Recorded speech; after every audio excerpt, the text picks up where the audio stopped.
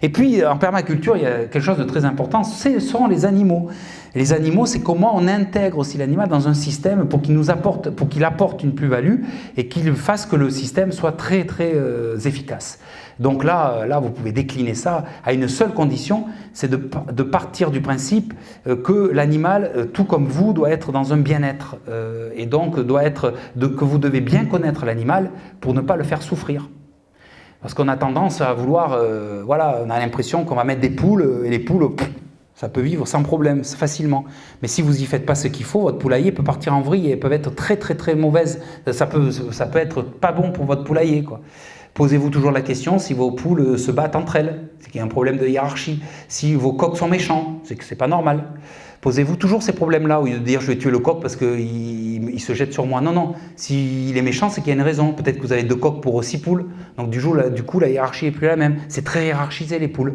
Vous remarquez comment elles sont juchées. Hein. C'est toujours les mêmes qui sont en haut, sont les dominantes, et ceux qui sont en bas sont les dominées. Et le coq est toujours au plus haut, on est d'accord. Si vous avez un coq pour 8 poules, ça va. Si vous avez 2 coqs pour 8 poules, ça commence à devenir gênant, donc ils vont commencer à se battre, à devenir violents. Si vous avez des poules qui se battent entre elles, c'est qu'elles ne connaissent plus la hiérarchie, elles ne savent plus où elles en sont. Donc vous voyez, c'est tout ça que la nature vous rappelle en permanence. Observez, observez. Et les anciens le savaient très bien, ça. Donc la poule, c'est un oiseau. La poule, vous ne la mettez pas dans une petite cage comme ça, c'est un oiseau, elle a besoin d'espace, de place. Donc c'est important aussi tout ça. Et bien c'est pareil pour les animaux, dans tous les animaux. Vous voyez, vous avez la tondeuse à tondre. Moi j'indique que je préfère que ce soit des lapins, parce que le lapin, lui, il est conditionné à vivre dans un tout petit milieu, c'est un terrier, que la poule. La poule, c'est un oiseau. La poule, elle vit sur les arbres plutôt que dans un petit enclos. Le lapin, lui, ça ne le dérange pas. Il a cette physiologie-là qui lui permet de pouvoir vivre dans des petits espaces. Et bien, c'est pareil. Quand vous avez, si vous voulez avoir un âne dans votre jardin, faites en sorte que l'âne, il ait de la place. Voilà, on n'a pas un âne comme ça. Un âne, ça vit 30 ans. Un âne, ça demande de soins. Donc, quels soins il peut avoir? Qu'est-ce qu'il mange? Un âne, il aime la compagnie parce qu'il va déprimer. Donc, qu'est-ce que vous pouvez lui donner comme compagnie? C'est tout ça quand on intègre un animal. Il faut toujours se poser ces questions-là. Le bien-être de l'animal est vraiment important. En effet, il faut se réincarner ce que nos paysans faisaient avant. Eux, ils appelaient par leur nom les animaux. Ils connaissaient les animaux par leur nom. Ils avaient une vraie altérité avec leurs animaux. Donc ça, c'est important. Et par contre, ils vont vous apporter énormément, les animaux. Dans votre système, c'est inouï. Inouï ce qu'ils vont travailler pour vous. Alors, vous voyez les abeilles, forcément, vous connaissez bien. Mais les poules, les canards, vous lâchez le canard dans votre potager, le matin de bonne heure, la première chose qu'il va faire, hein, il va manger les limaces, il va manger les escargots, il va se régaler de ça. Et comme lui, il ne gratte pas, parce qu'il est un palmipède, et comme lui, il est assez...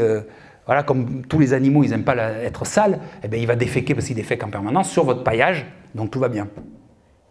Donc c'est toujours comment on associe la plus-value. Et puis si vous avez énormément d'espace et que vous voyez que le mouton, vous ne pouvez pas vous en occuper toute l'année, est-ce que vous pouvez mutualiser avec d'autres qui ont des prairies, par exemple, autour? Est-ce que vous ne pouvez pas avoir des moutons en commun?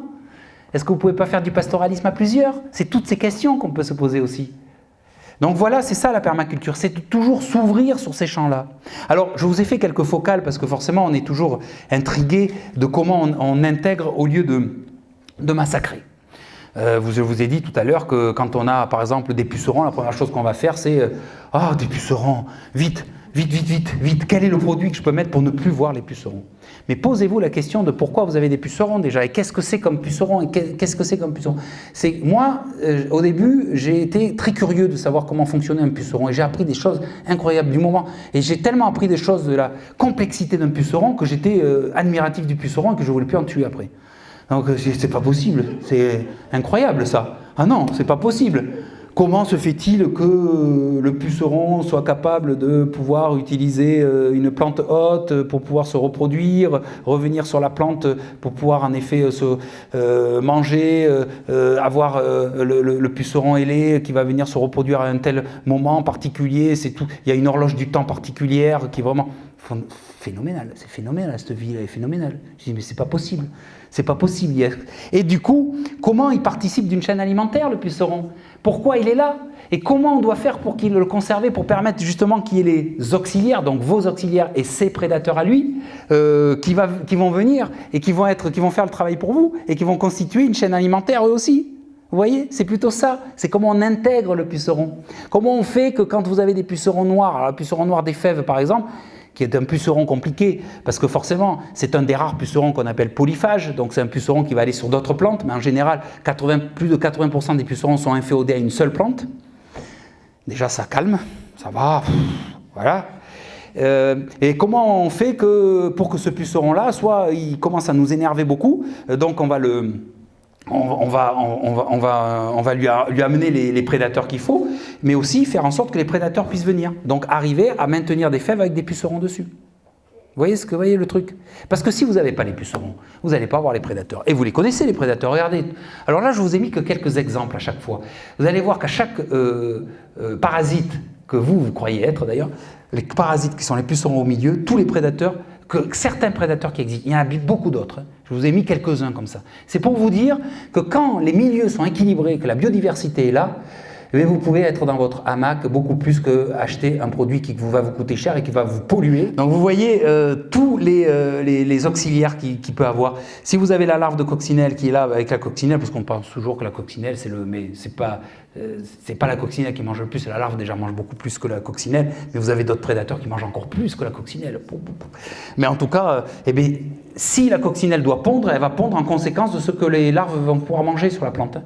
Donc ça veut dire que si vous avez des pucerons, elles vont pouvoir vraiment pondre les coccinelles. Donc si vous enlevez tous les pucerons, vous n'aurez pas de coccinelles. Voilà. Et puis vous avez la chrysope avec la larve de chrysope, donc la demoiselle là, qui est vraiment super sympa, qui va vous manger beaucoup de pucerons, beaucoup plus d'ailleurs que les coccinelles. Vous avez aussi les oiseaux, on les oublie les oiseaux, mais vous avez la fauvette à tête noire par exemple, qui adore manger les pucerons. Moi je la regarde faire sur les méfèves, j'adore ça, elle arrive, paf, à bouffer les pucerons. Les mésanges aussi insectivores, il ne faut pas oublier les oiseaux qui mangent les pucerons. Et puis vous avez le perce-oreille qui peut aussi venir manger les pucerons, surtout le laineux comme ça, il adore ça. Et puis vous avez le cirfe, c'est surtout la larve de cirfe qui est juste en dessous. Donc, et puis après vous avez des plantes qui peuvent venir aussi en aide. Et donc vous avez aussi d'autres parasites que vous n'aimez pas, la pierride, la pyrale, la noctuelle, vous voyez tous ces trucs-là sur vos choux, les trucs comme ça, vous n'aimez pas ça. Hein, ah. Et puis regardez tout ce qu'il y a autour, qui va venir vous respecter un peu votre équilibre. Alors vous avez, vous avez toujours les oiseaux, vous avez le fameux bacille de Thuringe qui va aider aussi à pouvoir vous débarrasser de ça. Vous avez alors après des noms un peu barbares comme la mouche tachinaire qui est en haut à droite, à votre droite. Vous avez en bas là, donc là vous avez le cirfe, là vous avez ce qu'on appelle les gnomons, donc c'est un truc un peu barbare, mais vous les voyez souvent sur les feuilles, ces animaux-là. C'est super intéressant de les garder, parce qu'ils vont vous manger, ces fameuses chenilles. Donc vous voyez, et puis alors quand vous avez les fameux gastéropodes, ah là là, c'est à chaque fois compliqué les gastéropodes, aïe aïe aïe aïe aïe aïe. Regardez déjà tous les prédateurs qu'ils ont, c'est énorme. Comment voulez-vous qu'ils s'en sortent? Si votre jardin est équilibré, ils ne s'en sortent pas. Moi, mon jardin, j'ai très peu de pression parasitaire de gastéropodes, j'ai ce qu'il faut. Il y en a, je ne dis pas qu'il n'y en a pas, mais d'abord, il faut savoir le régime alimentaire des gastéropodes. Leur principal régime alimentaire, c'est la matière organique juste morte, déjà. Donc c'est pour ça que vous allez les retrouver beaucoup dans la paille, dans les feuilles mortes, dans le compost, dans les boîtes aux lettres, quand vous laissez vos lettres, c'est qui vient de vous les manger? C'est bien les escargots, c'est bien la matière organique morte, le carton, ils adorent ça. Donc déjà, c'est ça. Donc et puis après, vous avez le canard, le merle, vous avez le ver luisant, vous avez la grenouille, vous avez le hérisson, vous avez les nématodes qu'on retrouve dans les sols, qui vont être aussi des grands... Vous avez les serpents, donc les couleuvres, là, notamment c'est la couleuvre de Montpellier, vous avez les lézards verts, les lézards de muraille, vous avez les crapauds, vous avez les coccinelles, vous avez les carabes, vous avez le staphylin que j'ai pas mis, mais que je me viens, vous avez l'orvé, et vous en avez d'autres. Ça va, la vie est belle, la nature est là pour vous aider. Vous voyez que c'est quand même pas compliqué de mettre de la biodiversité. Et bien c'est pareil quand vous avez ces petites bébêtes là que vous aimez pas trop, qui sont des vers blancs, des vers gris, des taupins, de la louvette, tous ceux qui viennent vous manger votre salade là et qui tout d'un coup la salade elle flétrit très vite du jour au lendemain parce que le collet a été mangé. Ah vous aimez pas ça hein? Le cousin, le fameux cousin, là, la larve du cousin qu'on appelle la tipule, là, la larve de la tipule, vous aimez pas ça, c'est elle qui vous mange une partie de vos salades hein, notamment. Hein? Eh oui. Donc vous avez plein de prédateurs. Et vous les revoyez. Vous avez la musaraigne, on oublie la musaraigne très importante, la musaraigne insectivore dans le jardin. Vous avez le merle, qui fait un énorme... il adore ça. Vous avez les poules, il ne faut pas oublier les poules, et notamment la poule landaise. Vous avez la taupe, alliée du jardinier, la taupe. Vous avez le hérisson toujours, et puis vous avez des plantes qui viennent en aide. Vous avez la tanaisie, vous avez la fougère, vous faites des purins d'ortie, des purins de tanaisie ou des purins de fougère. Vous avez plein de solutions comme ça. Vous voyez que c'est beau. Et puis maintenant, vous allez avoir le problème de désherbant, parce que le désherbage, vous savez qu'au 1er janvier 2019, vous n'allez plus pouvoir trouver ça dans les jardineries. Donc il va falloir trouver d'autres solutions. Et bien vous en avez plein de solutions. Vous en avez plein de solutions. On vous dit le glyphosate par-ci, le glyphosate par-là. Son plus grand ennemi, c'est l'acide acétique comme molécule. C'est le vinaigre blanc. Vous le mélangez un peu avec du gros sel. Vous pulvérisez ça sur vos herbes, dans vos allées un peu gravillonneuses, là, et puis vous allez voir la différence. Donc n'attendez pas que les herbes soient trop grandes. Faites-le quand les herbes sont jeunes, vous allez comprendre. Plus besoin de mettre de glyphosate, fini ça. Du balai. En plus de ça, avec ce que ça apporte. Donc vous voyez, vous avez aussi le désherbage thermique, vous avez la tondeuse bio avec le lapin, vous avez les moutons, vous avez le bicarbonate de sodium. Vous le mettez à plus de 5%, ça vous fait un effet pour tuer les plantes, nickel. Donc vous voyez que vous avez des solutions. Privilégiez toujours la biodiversité dans les jardins, c'est vraiment important. Plus vous allez en avoir, regardez, quand vous laissez les pucerons sur les capucines, vous avez tout de suite la larve de coccinelle qui débarque. Pourquoi elle débarque? Parce que la coccinelle, elle est arrivée, elle a vu qu'il y avait déjà plein de pucerons. Alors vous savez que les pucerons, ils se multiplient, ils sont des clones beaucoup, donc ils se multiplient très vite. Donc c'est très ascendant, vous pouvez avoir une force en quelques jours, vous allez pouvoir avoir beaucoup de pucerons. La coccinelle, elle sait, elle arrive, elle voit qu'il y a déjà des pucerons qui vont se développer très vite, elle va pondre fortement, il va y avoir plein de larves, et la larve, elle va manger énormément de coccinelles. C'est énorme. De pucerons, pardon. Les coccinelles se mangent entre elles, parce que les coccinelles, au-delà c'est des êtres particuliers qui sont aussi cannibales, qui créent aussi d'autres problèmes, mais bon, on ne va pas en parler, les coccinelles sont trop adorables. Mais vous voyez ce que je veux dire, c'est la biodiversité. Plus vous allez créer de ça, plus vous allez avoir, et ça en ville, vous les aurez aussi, les hérissons en ville, vous allez en avoir. Vous savez que le hérisson est en voie de disparition. Donc ça, c'est vraiment important quand même de remettre ça. Il suffit de garder un petit tas de bois, il suffit de garder un petit tas de pierres, il suffit de garder des petits tas pour que les hérissons puissent venir nicher. C'est pas grand-chose, mais tout de suite, et puis il faut qu'ils puissent manger. Et lui, il mange les escargots, les limaces et tout ça. Donc, et puis voilà, éviter les bières, les pièges à bière, ou alors mettez les bières sans alcool, parce que l'alcool, pour les hérissons, il n'aime pas, quoi. Et puis je voulais vous montrer ce qui va être important. Donc on est à Quetigny d'ailleurs en haut là sur ce qui s'est passé je crois la semaine dernière, Benoît, que c'est vraiment intéressant, c'est comment on peut facilement faire des paysages nourriciers dans les villes où les gens à tout niveau peuvent s'impliquer. Donc là, notamment dans une avenue sur le long, au pied des arbres, comment on peut cultiver les pieds des arbres. C'est ça qui est intéressant parce que l'arbre, il est maintenu et c'est cultivé sous forme de carré avec plein de production. Donc voilà, on voit d'ailleurs les enfants qui participent à cette production-là et du coup, ils vont avoir un œil bienveillant là-dessus et on est vraiment le long de la route. Donc c'est tout à fait possible. Là, vous allez, il faut que le paysage il soit participatif, ce paysage jardiné, il faut qu'il soit écologique, il faut qu'il soit co-géré, approprié par les gens pour qu'il fonctionne. Et donc sur les jardins partagés, j'ai pris parce que je trouve que c'est une très belle illustration de ce qu'est la permaculture en fait, sur les 3 éthiques. Là, on est à Toulouse, les Jardins des Castors, à Toulouse.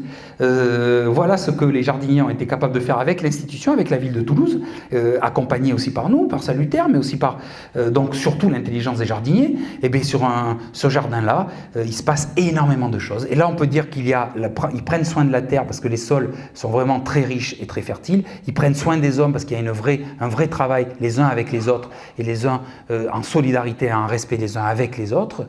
Et puis ils créent beaucoup d'abondance, et énormément d'abondance.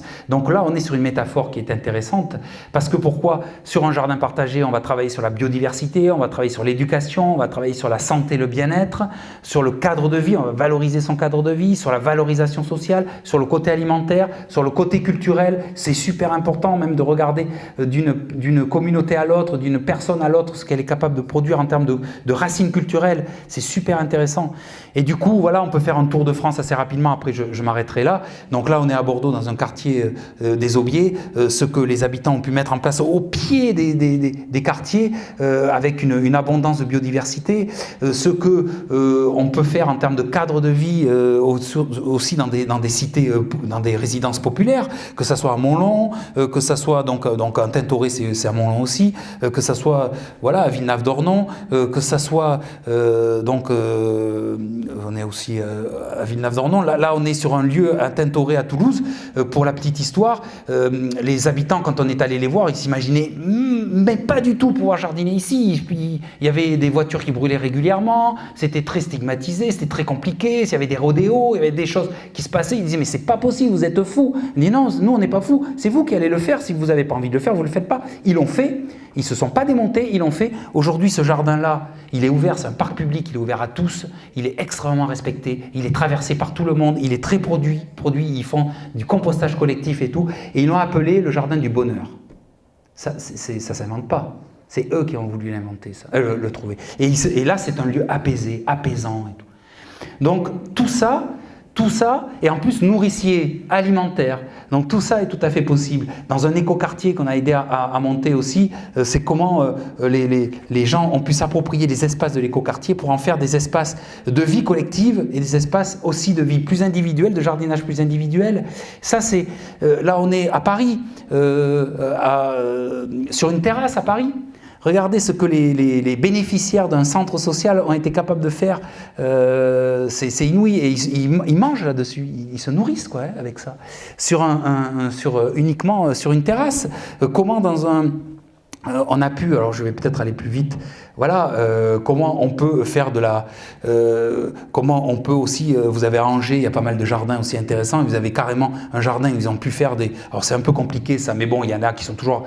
aguerris, avertis, il y a toujours des passionnés qui ont fait des pommiers en palmettes et qui sur un mur font une production incroyable, incroyable.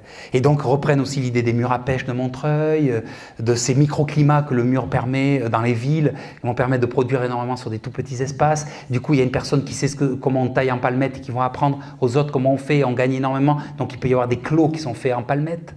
Donc des clos de votre jardin où vous allez produire, vous allez avoir visuellement c'est super sympa, vous pouvez faire ça avec des poiriers, vous pouvez faire ça avec des pommiers, vous pouvez faire ça avec des pêchers. Moi j'ai vu des palmettes de pêchers qui sont magnifiques à Lyon, vous pouvez faire ça aussi avec de la vigne, faire des clos en vigne comme ça, faire venir sermenter la vigne et tout. Enfin, vous pouvez être extrêmement créatif. Et le paysage dans une ville peut permettre ça. Il faut partir du principe que le paysage appartient à tout le monde, il faut qu'il soit accueillant pour tous. Même pas que pour ceux qui le fabriquent, qui le font, mais aussi pour ceux qui le traversent, qui le voient, qui le regardent, qui le vivent d'une autre manière, qui le contemplent. Et puis la santé, le bien-être, c'est important. Regardez ce on peut faire travailler des personnes à mobilité réduite, des personnes âgées, des personnes aussi qui ont des problématiques, à faire jardiner en fauteuil roulant sur ces espaces-là, comme c'est d'ailleurs prévu au parc du Grand Chénier. Cette générosité des habitants de se dire il faut qu'il y ait du jardin pour tout le monde, c'est aussi ça la mixité de cette générosité, la mixité sociale, les gens les uns avec les autres, comment ils peuvent apporter, comment tout le monde peut se retrouver. Moi je pars du principe que la mixité sociale, ça ne veut rien dire. Nous, on fait partie d'une mixité sociale. Bon, c'est pas très... Voilà, on peut jouer à la belote à 4, on fait partie d'une mixité sociale. C'est surtout les usages. Plus vous allez avoir d'usages différents, plus vous allez avoir des personnes qui vont y trouver leur intérêt. Et plus vous allez avoir de la mixité sociale. Plus vous allez avoir justement l'intergénérationnel, les papinous avec les enfants pour faire de la pédagogie, pour apprendre. Et regardez ce qu'on est arrivé à faire au centre d'un hôpital. Au centre d'un hôpital, on a fait un jardin partagé avec alors il y a une maison de retraite autour, avec les pensionnaires de la maison de retraite, avec aussi le personnel médical et les visiteurs. Et on est arrivé à faire que ce jardin-là, avec le sensoriel, les occupants, le jardin, et il y a aussi des jardins en hauteur, et il y a aussi de la productivité. Le pied de tomate que vous voyez là, ce sont les patients qui viennent les produire. Il n'y a pas de raison que ça ne fonctionne pas, vu que ça fonctionne déjà. Et donc vous regardez les paysages que ça peut créer, ce que les habitants font. Ah ben vous regardez, vous avez ma pergola de courge dans mon jardin, voilà, cette 8 mètres carrés que je disais tout à l'heure. Elle fait 2 mètres de haut, 250 kilos. Et là, je peux vous dire que la famille, les voisins et tout, ils étaient contents. Et en plus, j'ai encore des citrouilles aujourd'hui que je consomme parce que je les conserve d'une certaine façon, où tout l'hiver et tout. Donc là, ça fait aussi sur le côté conserverie assez intéressant. Là, on est au centre de Bordeaux. Comment on peut travailler, faire une rue verte complètement dans un lieu complètement minéral avec les habitants. Donc regardez les habitants qui se mettent à créer des choses. Ils ont créé un lombricompost géant, ils ont créé une grande lasagne magnifique où ils ont mis... Ils ont créé ils ont créé la production. Sur un toit, ils ont mis un poulailler sur un toit avec des ruches, avec des potagers à côté. La problématique du frelon d'Asie, ils l'ont réglé avec les poules. Tout ça, c'est toujours de l'intelligence, de l'intelligence, de l'intelligence. Et puis voilà, c'était juste... là, c'est comment une mairie a été, en l'espace d'une demi-journée, enveloppée d'une enveloppe nourricière par les habitants. 40 personnes en l'espace d'une demi-journée. Ça n'a rien coûté à la municipalité, mais pas un sou. C'est-à-dire que tout a été récupéré. Les barriques de récupération, les tiges, on y a mis dedans de la vigne, des kiwis, des aromates, des tomates, des choux, des salades, des haricots, des fèves, des myrtillers, des fraises, j'en oublie, des rosiers parce qu'il y avait le beau, enfin c'est un truc incroyable. Et là, le but, c'est que les gens venaient cultiver, remettaient, et puis surtout ça faisait une enveloppe avec la vigne, avec les kiwis. Alors, ces kiwis, en fait, c'est kiwis Sibérie, qui permettaient aussi de manger. Et c'était des vignes qui ont été une obtention de l'INRA, qui faisait qu'il n'y avait pas besoin de traitement sur la vigne. Donc, vous voyez, ça va loin. Et voilà. Voilà. Je crois que là... puis si, j'aime bien ça, parce qu'on a participé... Nos amis à Los Angeles, donc à Lens, ont mis en place l'archipel nourricier. C'est comment, sur des toutes petites surfaces comme ça, on est capable de faire une véritable force productive et faire aussi de l'insertion sociale aussi par rapport à ça, mais tout en étant sur un paysage magnifique, très beau. Vous pouvez regarder sur l'autre photo, on le voit sur la vue aérienne, magnifique. C'est au centre de la ville et aujourd'hui, l'idée, c'est qu'il y a des venelles un peu partout, que ces venelles soient appropriées par les habitants pour être nourries. Ça veut dire qu'on est sur vraiment... Et là, c'est travailler avec la municipalité. Il y a un vrai travail de développement durable et ça fonctionne. Les habitants... Alors, on commence petit. C'est pour revenir un peu sur la permaculture. On commence petit, on voit comment ça prend et on maille. On maille le territoire avec ces dynamiques sociales qui se font et qui sont positives. Et du coup, on est sur quelque chose qui est faisable, qui est positif, qui est intégratif. Et qu'en plus qui protège la terre, qui protège les hommes, qui crée de l'abondance, on est vraiment dans de la permaculture. Et les villes nourricières participent vraiment de ça. Et je n'ai pas le temps, c'est dommage, j'avais toujours un petit film à vous montrer pour vous dire que ce que je vous raconte là, ça existe ailleurs et c'est fait ailleurs par les habitants et aidé aussi par l'institution, par la collectivité. Et on arrive à avoir des paysages vraiment magnifiques. Moi, j'ai toujours tendance à dire que la permaculture, c'est à vous en faire votre propre définition. Parce que c'est vous qui devez l'animer, c'est vous qui devez la transcender quelque part. Moi, c'est celle qui m'est venue un jour, il y a quelques années de ça. Elle n'appartient qu'à moi. Je n'en fais absolument aucun dogme, je n'en fais absolument aucune école. Ça allie mes valeurs, ce que je crois. Le côté simple aussi, pour moi, la permaculture, c'est l'art et la manière d'anticiper ce dont l'homme a besoin pour son confort, sans compromettre celui de ses enfants, avec le plaisir de faire partie d'une communauté solidaire en évoluant dans un environnement sain, en habitant dignement et en se nourrissant sainement. Voilà, ça n'engage que moi et je finirai par tout simplement 2 livres que j'ai écrits aux éditions Terre Vivante. Donc mon potager bio en ville, et celui-là il est tout chaud, il a 1 mois et demi, il sort juste, je cultive en lasagne partout et toute l'année. Je peux vous dire qu'on en est fiers de ce livre-là, avec la préface de Claude Lydia et Emmanuel Bourguignon.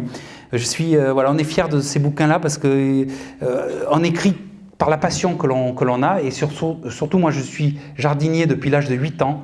C'est ma passion, j'adore ça, je le dois à 2 personnes, je le dois à mon papa, qui est un très grand jardinier, et je le dois à une autre personne qui qui est malheureusement maintenant décédé, qui s'appelait Jean-Marie Pelt, que vous connaissez sûrement, grand botaniste, quelqu'un qui m'a énormément apporté, tout simplement parce que quand j'avais 8 ans, je regardais la télé, c'était important la télé, mais sauf que je regardais une émission qui s'appelait L'homme et les plantes, qui était un dessin animé, qui expliquait comment vivaient les plantes et les arbres et tout ça, et qui m'ont éveillé, qui m'ont émerveillé, qui m'ont éveillé. Et là, je crois que je me suis pris quelque chose, je me dis, mais c'est magnifique. La nature est magnifique. Et donc, vous voyez que par ce truchement de la télé et de très belles émissions, par quelqu'un qui avait malheureusement, qui est parti il n'y a pas longtemps, une passion par rapport à ça, et mon papa qui était très passionné du jardinage, eh bien, j'ai essayé avec toute humilité de suivre ça, de suivre ces traces-là. Et vous voyez que l'enfant, quand il est éveillé, émerveillé, eh bien, il peut transmettre. Et quelque part, pour moi, c'est ça la permaculture. Je vous remercie. Alors, c'était super intéressant. Franck David, il parlait très bien. Pour nous deux, nous sommes dans le métier du paysage, donc il abordait des choses assez techniques pour expliquer aux gens le fonctionnement du sol, les choses comme ça sur les fonctionnements des plantes. Qui était vraiment intéressant. C'est très instructif. J'avais déjà entendu parler de la permaculture, mais je ne connaissais pas l'histoire des lasagnes et je pense que chez moi, je vais essayer d'utiliser les lasagnes pour voir ce que ça donne. Donc dès demain, je vais tenter.